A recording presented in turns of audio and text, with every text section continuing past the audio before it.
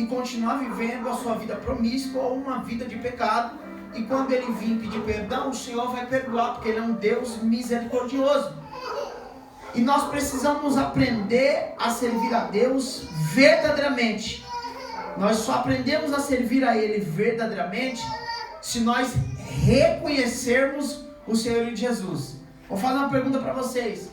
Quando vocês namoram e você reconhece que aquele homem ou aquela mulher é a mulher da sua vida, o que é que você faz? Você vai noivar e você vai casar para viver com ele eternamente até que a morte os separe.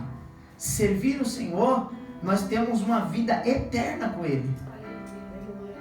O negócio é eterno, então nós precisamos aprender. No relacionamento a gente conhece, a gente vê, a gente tem intimidade, a gente olha no olhar, no jeito, a gente já sabe. E a mesma coisa nós temos que conhecer o Senhor. Não significa que eu vou esperar um olhar de Jesus para ver se ele está com raiva ou se ele está alegre comigo. Não. Mas significa que ele deixou alguns princípios que eu não posso pular ele, eu não posso burlar ele. Jesus sai à parte para Cesareia de Filipe para ali poder ter um momento de intimidade com os discípulos. Qual é o momento de intimidade que nós estamos tendo com Jesus para que coisas sejam reveladas ao nosso coração? E quando eu falo coisa, eu não estou falando assim, ó, eis que eu te revelo uma casa flutuando, e ela cai sobre você, e ela vai ter 7 quartos, 5 banheiros, você vai viver muito bem. Não é esse tipo de revelação. É revelação que vai nos tirar da nossa zona de conforto. Porque nós servimos a Deus, e às vezes nós continuamos andando com as mesmas mazelas, tropeçando nos mesmos erros, nos mesmos pecados, nos mesmos falatórios, nas mesmas coisas, e não saímos do mesmo lugar onde que estamos. Servir a Deus é renovo, é viver a sua palavra com renovo. Servir a Deus e reconhecer o Senhor Jesus Cristo é ter novidade de vida dentro de ti. Servir a Deus, meu irmão, é você andar numa medida que ela não é sua, ela é dele. Você andar guiado por ele, não por você e nem pelas suas próprias emoções. Servir a Deus é você deixar de fazer a tua vontade, o teu querer, para fazer a vontade dele e o querer dele. Servir a Deus é você aprender a ouvir a voz dele, mesmo em meio à dificuldade, à luta, à angústia, você vai saber ouvir a voz dele gritando para você: vem, Pedro. Quando ele falou para Pedro descer do barco em meio à tempestade. Servir a Deus é você caminhar por sobre as águas, porque ele está te chamando. Servir a Deus é você ver como ele fez com Pedro, que Pedro desce do barco e ele olha e fala: a partir de hoje será pescador de homens, de almas. Servir a Deus é nós inclinarmos a nossa vida, o nosso querer todo para fazer a vontade e o querer dele. Já não vivo eu, mas Cristo vive em mim. A intimidade com ele vai fazer a gente entender toda a nossa caminhada com Cristo. Você é íntimo. Pastor, eu sou íntimo de Deus. Ok. Vamos lá. Princípio de uma pessoa íntima de Deus. Você ora. Quantas vezes você ora?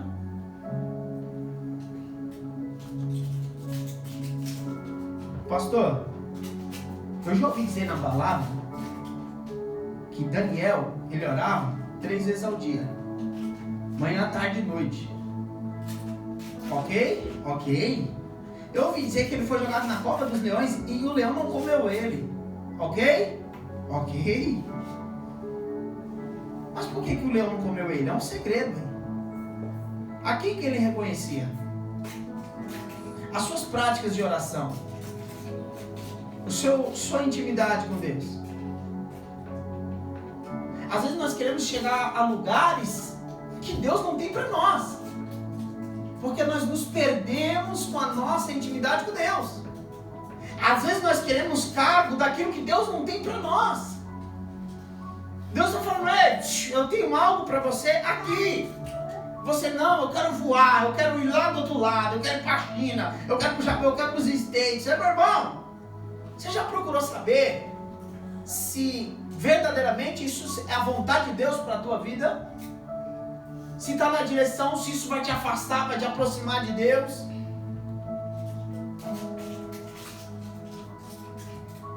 Uma pessoa que é íntima de Deus, ela tem uma vida de oração.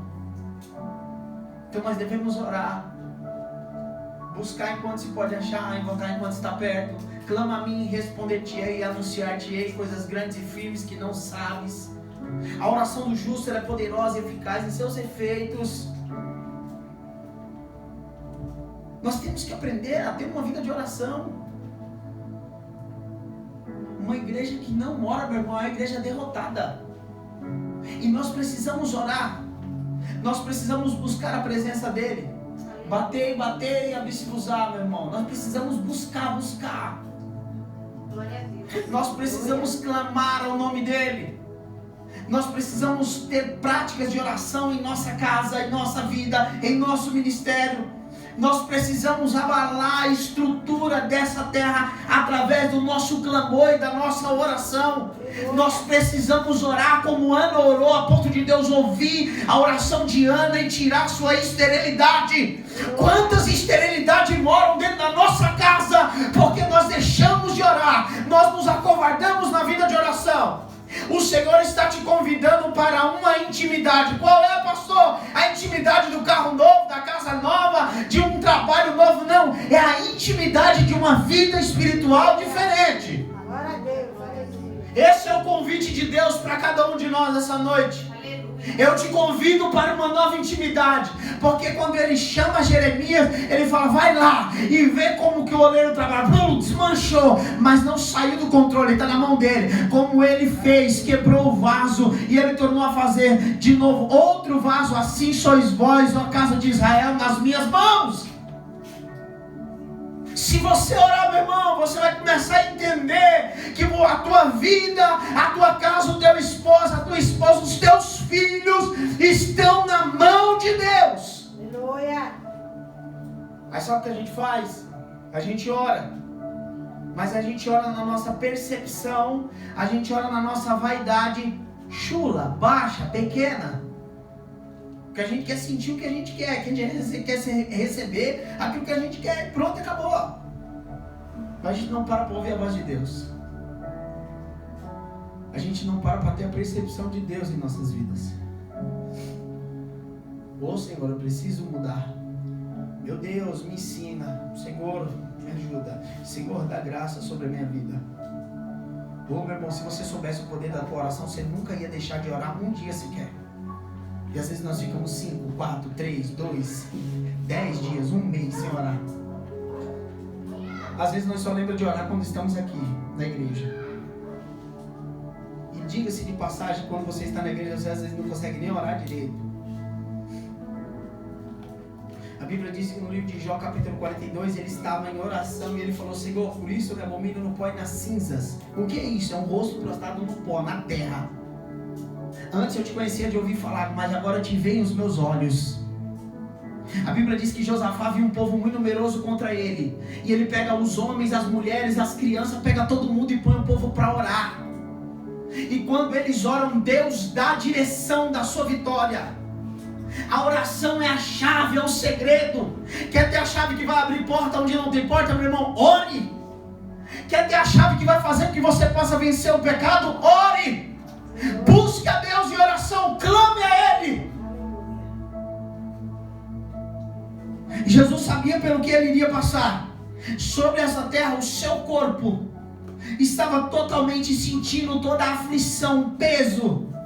O pecado da humanidade estava sobre Ele. E o que Ele faz? Ele se retira, vai ao monte, pede para que os discípulos intercedessem com eles. Olha, meu irmão, o que eu vou falar para você? Presta atenção. E Pedro, Tiago e João ficaram ali, e Jesus foi ali com um tiro de pedra para orar. E a Bíblia diz que o Senhor ora e fala, Pai, se é possível, passa de mim este cálice. Porque ele sabia o que viria. Ele sabia que ele seria rejeitado. Porque a Bíblia diz que ele, dos homens, é o maior rejeitado. Ele sabia que ele seria rejeitado. Ele sabia que ele seria humilhado. Ele sabia que ele seria chicoteado, recebia uma coroa de espinhos. Ele sabia que em momento de dor, de aflição, ele iria lhe pedir água e iriam lhe dar vinagre. E ele volta. E ele encontra Pedro, Tiago e João dormindo. Os seus olhos estavam pesados.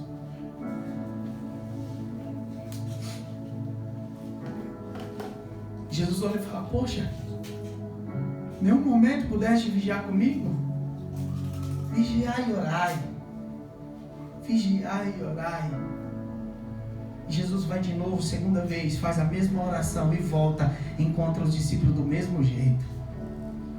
Mas na terceira vez ele fala assim: olha, eu digo para vocês que a carne é fraca. A carne é limitada, meu irmão. Jesus está falando: a carne é fraca, mas o Espírito está pronto. Aleluia. Vamos descer que o Filho do Homem será entregue nas mãos dos pecadores.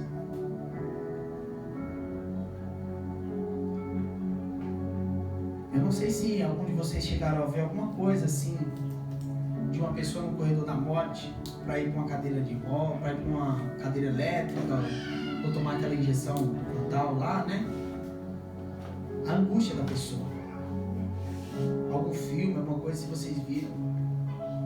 A pessoa que está prestes a beirar a morte, recebeu pena de morte. Jesus sabia pelo que ele iria passar. Jesus sabia pelo que ele iria passar. E ele orou ao Pai para que seja feita a vontade do Pai. E quantas vezes nós dobramos o nosso joelho para ser feita a nossa vontade, o nosso querer. Senhor, eu quero. Senhor, eu quero aquele cargo. Senhor, eu quero aquela porta. Senhor, eu quero aquela faculdade. Senhor, eu quero aquela casa. Senhor, eu quero. Senhor, eu quero. Senhor, que seja feita a tua vontade, não a minha.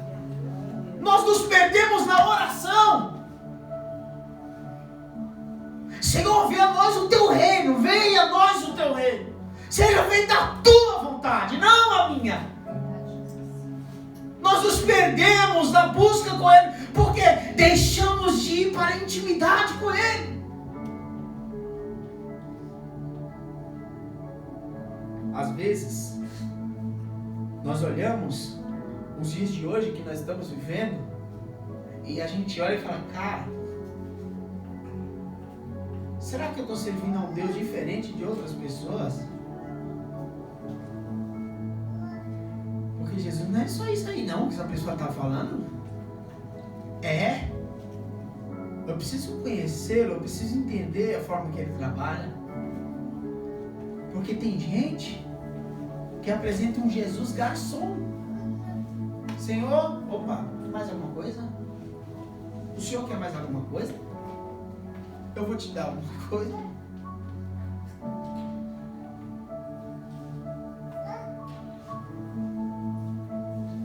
Pelo contrário, meu irmão.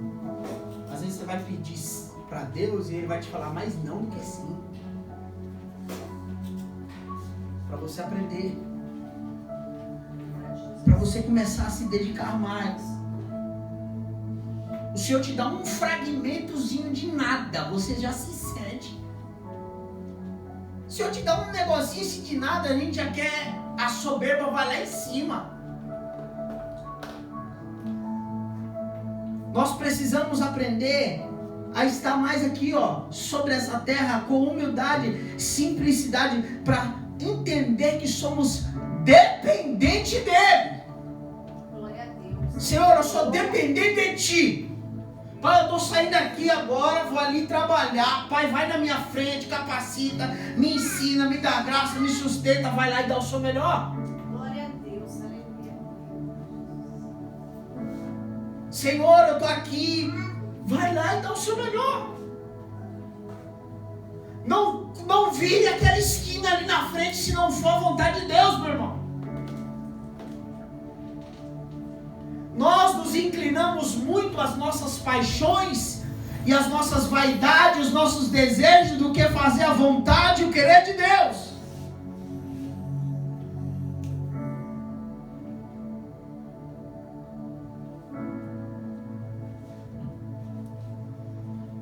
Vamos falar de vontade e querer de Deus? Atos capítulo 13. Paulo é levado para pregar a sua primeira viagem missionária. Como que ele é recebido? Com aplausos, abraços e Pai do Senhor. É isso? Não! Paulo é arrancado do templo, é jogado no meio da rua, ele é surrado, ele apanha, a ponto de quase beirar a morte. Ele só não morreu porque os soldados romanos chegaram e interviram por ele. Eu estou falando de alguém que acabou de se converter, de se firmar com o Senhor. Só que lembra de Atos 9? O que é que Jesus fala quando Ananias vai visitar ele? Vai lá, porque ele é para mim um vaso escolhido, e eu vou mostrar o quanto ele deve padecer pelo meu nome. Aleluia. Aí a gente acha que o nosso evangelho tá de boa, tá gostoso. Não, meu irmão. É guerra, é luta, é confronto, é sairmos da zona de conforto, é sairmos do lugar que nós achamos que está bom, para ir para o lugar que Ele acha que está melhor. Mesmo em meio à dificuldade, mesmo em meio à aflição, em meio à angústia, nós iremos continuar caminhando, porque a vontade e o querer de Deus. Aí a gente vai correndo Atos e de repente vê Paulo no meio de uma praça, repreende o espírito de adivinhação de uma mulher. Os homens perdem o lucro da cidade. E o que acontece? Paulo e Silas são açoitados no meio da praça. Paulo e Silas são presos, jogados dentro do cárcere interior mais profundo. E a Bíblia diz que Paulo começa a reclamar com Silas. Que Deus é esse? Que Deus? É assim que a Bíblia diz. Não! O que Paulo estava fazendo, pastor? Estava pregando a palavra. O que eles e Silas estavam fazendo? Anunciando as novidades do Senhor Jesus. Quando ele foi pego no templo, o que ele estava fazendo? Pregando a verdadeira palavra de Deus.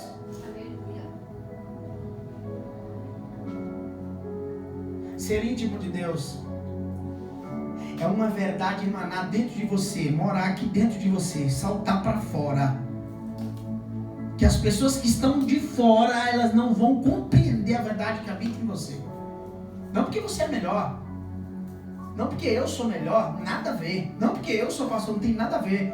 Não adianta eu ser pastor e não ser íntimo de Deus. Eu tenho que ser íntimo, eu tenho que buscar Deus mais e mais. Mas a verdade de Deus, ela salta aqui dentro de nós.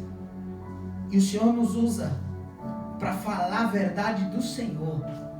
Porque sabe o que está acontecendo hoje? O negócio está em panos quentes, o negócio vai ficar de boa. Não, a verdade de Deus tem que ser dita. Pecado é pecado e leva para o inferno. Jesus Cristo quer te salvar, restaurar a sua vida. Mude as suas práticas, mude o jeito de falar, mude o jeito de agir. Ele deu a vida dele lá na cruz do Calvário, para que toda a condenação da humanidade não viesse cair sobre nós. Olha só, meu irmão, o que é que eu estou fazendo como grato a Ele? Eu só corro atrás dele quando eu recebo algo, eu vou na maciota. Não! Ele quer mais de mim e de você. E quando eu falo Ele quer mais, eu não estou falando da igreja. Eu não estou falando de obra, de pregar. Nada disso. Eu estou falando de intimidade com Ele. Eu estou falando de vida de oração com Ele. Estou falando de você entrar no teu quarto, fechar a tua porta, orar ao Pai secreto, que Ele vai te ouvir. Eu estou falando de você clamar ao Senhor. Eu estou falando de você se posicionar, ponto dele falar, poderão viver estes ossos? Senhor, Tu sabes. Então caminha e profetiza. Osso seco, ouve a palavra do Senhor. Assim o Espírito de Deus entrou, e houve-se um reboliço. O Espírito de Deus entrou e alinhou tudo no seu devido lugar. Isso é ser íntimo dele, ser capaz de ouvir a sua voz. A sua intimidade vai consertar uma nação inteira. Se nós formos íntimos de Deus, essa cumbica será diferente.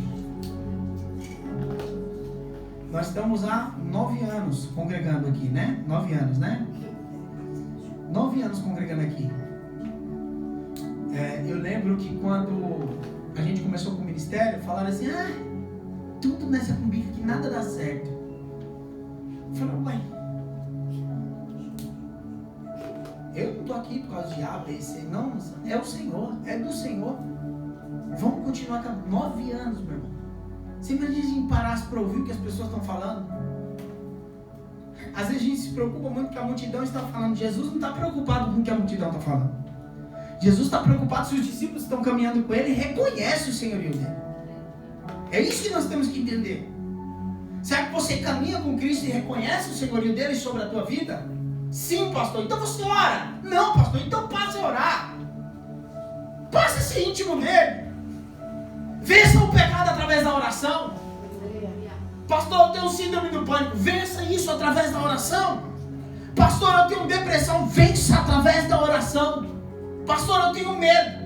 Eu tenho medo de ter filho, eu tenho medo de gerar, eu tenho medo de casar, eu tenho medo de namorar, eu tenho medo de tudo. Minha irmã, dobra o teu joelho e ora: Senhor, tira todo o medo de dentro de mim, Senhor. Eu sou uma pessoa muito medrosa. Pastor, eu sou tímida. Pastor, eu sou... Deus, arranca esse sentimento de mim. E aí, o negócio vai começar a ser diferente. Deus vai começar a mudar, a transformar. Você está pronto, meu irmão, para entender que você é fragmento de uma rocha? Você está pronto para fazer com que a caminhada do Evangelho de Jesus Cristo sobre a tua vida seja um canal de bênção? Que você seja um canal de bênção? Como que as pessoas te veem? Como uma pessoa que reconhece verdadeiramente o Senhor de Jesus Cristo, ou como um reclamão? Como um turrão? Como um Zé Dodói?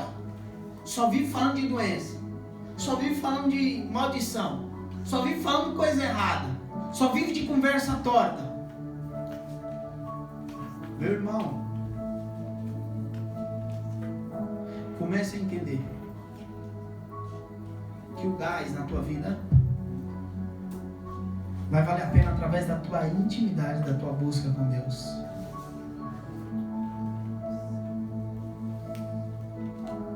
Atos 2, estavam todos reunidos no mesmo propósito, todos. O Senhor visitou a sua igreja. Pedro está preso e a igreja está orando por Pedro. E o Senhor visitou a Pedro na cadeia, abriu todas as... e guiou ele para fora. Através da oração de uma igreja.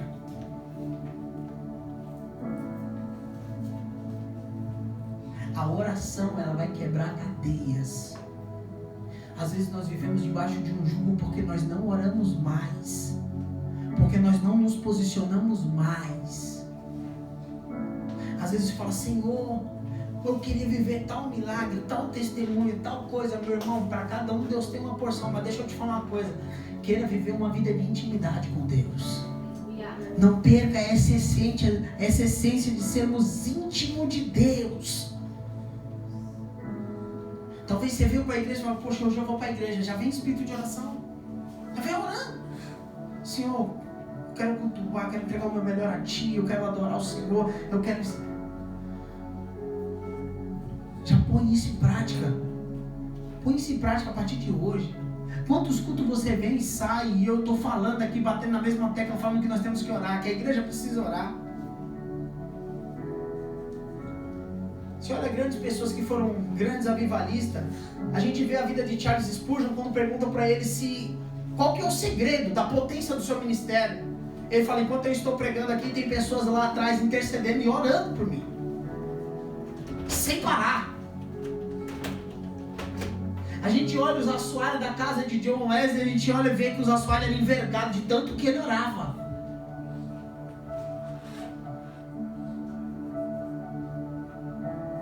Vamos orar, igreja. Vamos colocar em prática.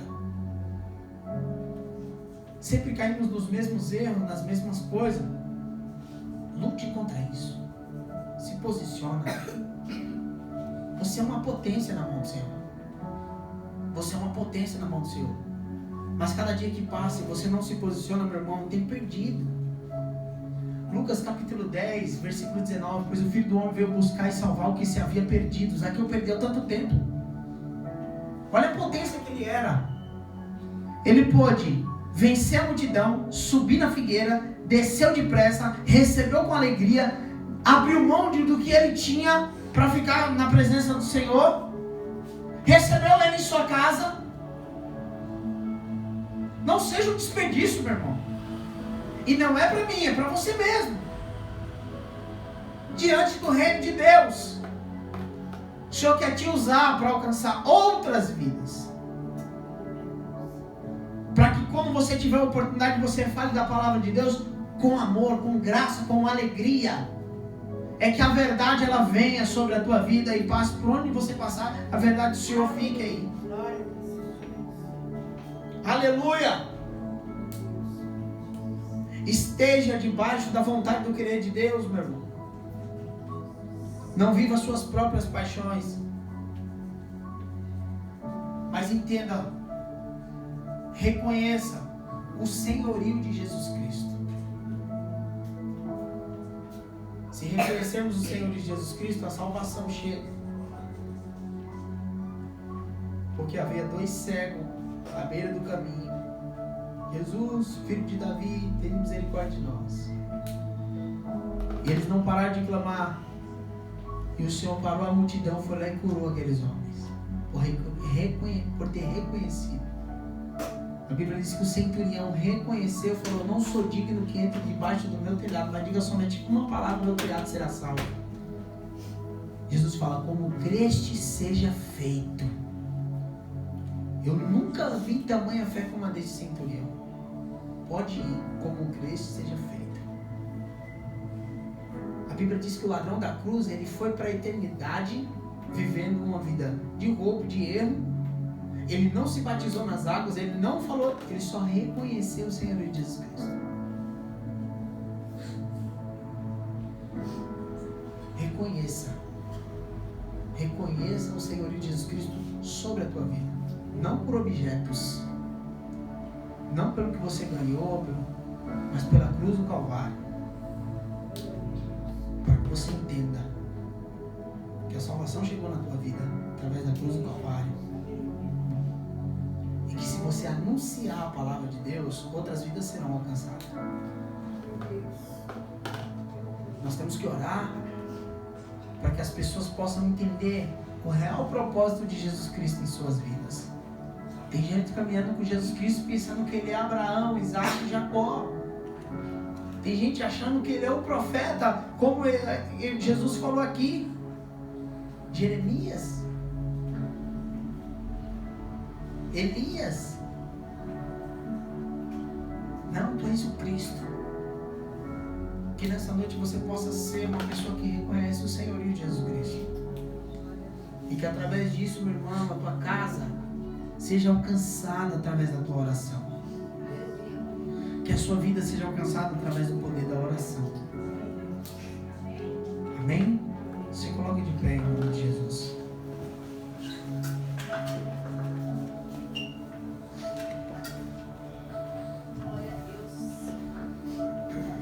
Feche os teus olhos. Senhor, aqui nós estamos em tua presença.